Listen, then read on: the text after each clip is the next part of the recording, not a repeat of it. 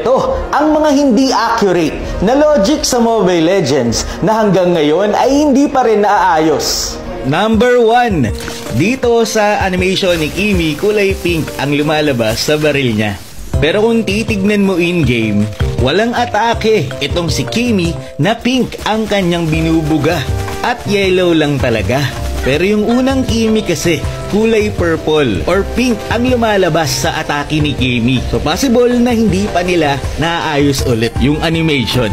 Number 2, ito matagal nang hindi naayos ni Moontoon.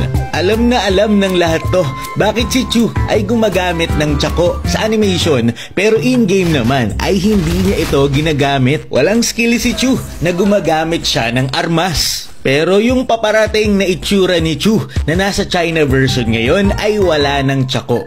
Inalis na nila ito. Kaya at least natauhan na rin si Mobile Legends dito kay Chu. Number 3. Sa animation, makikita nyo dito na gumagamit ng flamethrower si Bane. Pero in-game, wala namang flamethrower si Bane. Canyon lang ang ginagamit niya. Number 4, ito talaga hindi ko maintindihan. Bakit yung si Halberd, kapag mamayari ni Kadita, ay merong physical attack attributes?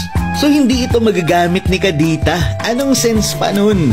Number 5, sa animation si Pani, kamay ang ginagamit niya para makalipad. Pero kung titignan nyo in-game, hindi niya ginagamit ang kanyang kamay sa paggamit ng cable. So hindi na naman talaga accurate yun. Number 6, si Roger pag nagtra-transform. Saan kaya napupunta yung damit nito kapag naka-wolf form siya? Tapos kapag bumalik siya sa human form, bumabalik ulit ang damit niya. Unlimited damit hacks. Dito naman kay Odette, meron siyang voice line na, "Don't tell anybody that I can't swim." So hindi daw siya marunong maglangoy. Pero dito sa kanyang epic skin, merong voice line na, "I like swimming.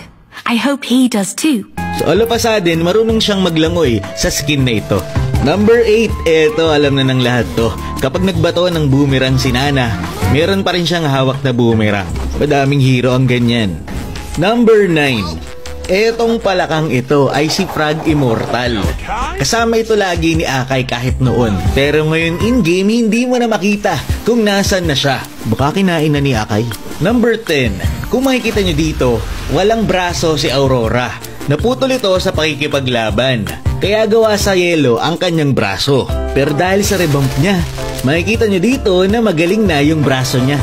So bagong revamp, bagong storya na naman. Number 11, bonus na to.